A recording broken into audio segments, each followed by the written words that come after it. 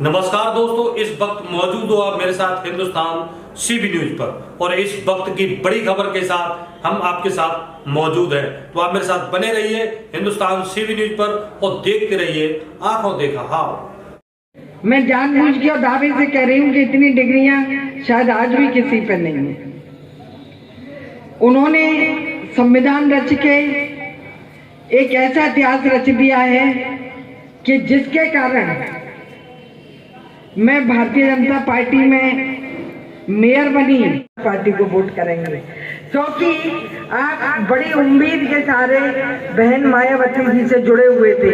हमारी भी वो बहनी थी, हमारे समाज की थी, लेकिन उन्होंने आपकी उम्मीदें तोड़ दी। उन्होंने जिस विश्वास और जिस उम्मीद से आपने उनका साथ दिया, उन्होंने वो पूरे नहीं किए। उत्तर प्रदेश में जैसे जैसे चुनाव नज़दीक आता जा रहा है, वैसे वैसे चुनावी तपिश देखने को मिल रही है। भाजपा की राष्ट्रीय उपाध्यक्ष एवं पूर्व राज्यपाल बेबी रानी मौर्य ने कहा कि बाबा साहब डॉक्टर अंबेडकर ने गरीब, पिछड़े और अनुसूचित जाति के उत्थान के लिए कार्य किए हैं। संविधान बनाकर हर वर्ग के लोगों को समानता का अधिकार दिलाया है। उनके ही पदचिन्हों पर पंडित दीनदयाल उपाध्याय चले थे। यह बातें उन्होंने सोमवार को आगरा ग्वालियर हाईवे किनारे स्थित गांव तेरा में बाबा साहब के 65वें परिनिर्वाण दिवस पर आयोजित सामाजिक समरसता संबंधी कार्यक्रम में कहीं।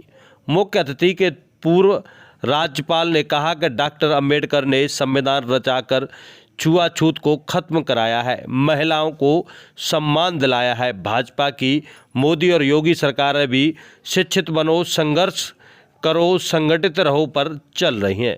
उन्होंने महिलाओं को उज्ज्वला सिलेंडर दिलाए और युवतियों को निःशुल्क शिक्षा दिलाने का कार्य किया जा रहा है। उनके सम्मान में घर घर शौचालय भी बनाए जा रहे हैं, गरीबों के मकान बनवाए जा रहे हैं, अनुसूचित जाति का सम्मान किया जा रहा है। भाजपा का प्रत्येक कार्यकर्ता जात पात की खाई को पाटने का कार्य कर रहा है। भाजपा ब्रज क्षेत्र महामंत्री नागेंद्र सिकरवार ने भी बाबा साहब के संघर्षशील जीवन से सीख लेने की सलाह दी। इससे पहले मुख्य अतिथि ने डॉक्टर अंबेडकर और पंडित दीनदयाल उपाध्याय के चित्र पर माल्यार्पण भी किया।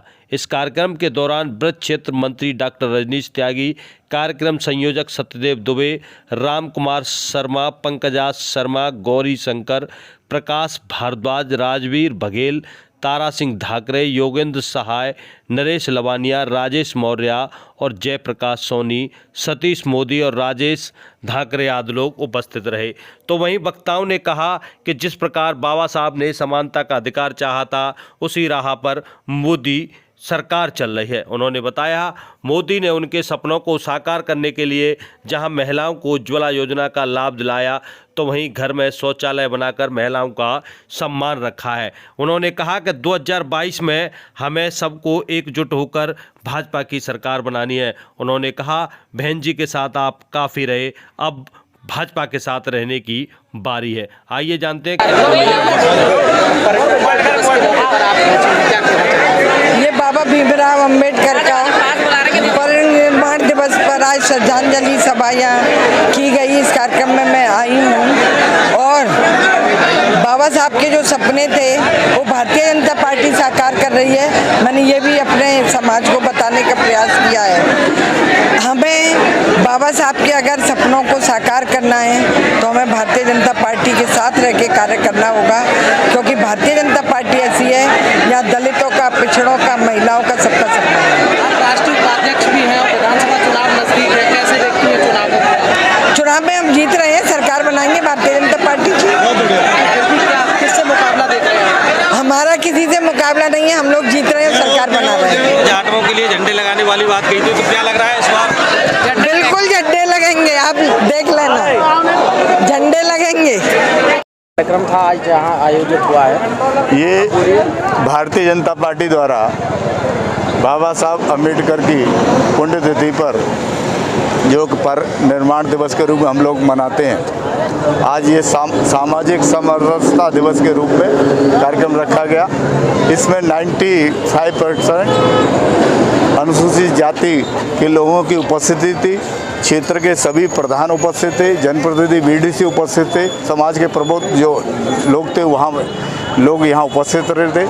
वो निश्चित रूप से भारतीय जनता पार्टी की तरफ आकर्षित मतलब पूरी तरह से जुड़ चुके हैं। और पूर्व में भी जो जिला पंचायत के चुनाव हुए वो निश्चित रूप से जब मेरी पत्नी चुनाव लड़ी थी तो उन्होंने एक बड़े समुदाय ने, जाटव समाज के एक बड़े समुदाय ने बड़ी मात्रा में वोट दिया था और भारतीय जनता पार्टी को विजय बनाया था। और आगे भी आने वाले जो विधानसभा के चुनाव में पूर्णता से पूरी तरह से ये समाज जुड़ चुका है। और क्योंकि ये समाज के लोग जानते हैं कि जो बाबा साहब की जो सपना था गरीबों को उत्थान करने का, उनके सपने को भारतीय जनता पार्टी का नेतृत्व आदरणीय नरेंद्र मोदी और योगी जी पूरा कर रहे हैं, गरीबों को ले जाने का। तो इस तरह से पूरा समाज भारतीय जनता पार्टी से जुड़ चुका है। और आप भी फिर अगर विधानसभा पर दावेदारी कर रहे हैं तो कैसा है? मैं पार्टी का काम कर रहा हूँ, संगठन का काम कर रहा हूँ और पार्टी अगर विचार करेगी तो निश्चित रूप से चुनाव भी लड़ूंगा। किस तरीके का कार्यक्रम था परमाणु दिवस के मौके पर? मैं पंकजा शर्मा, जिला अध्यक्ष महिला मोर्चा भारतीय जनता पार्टी।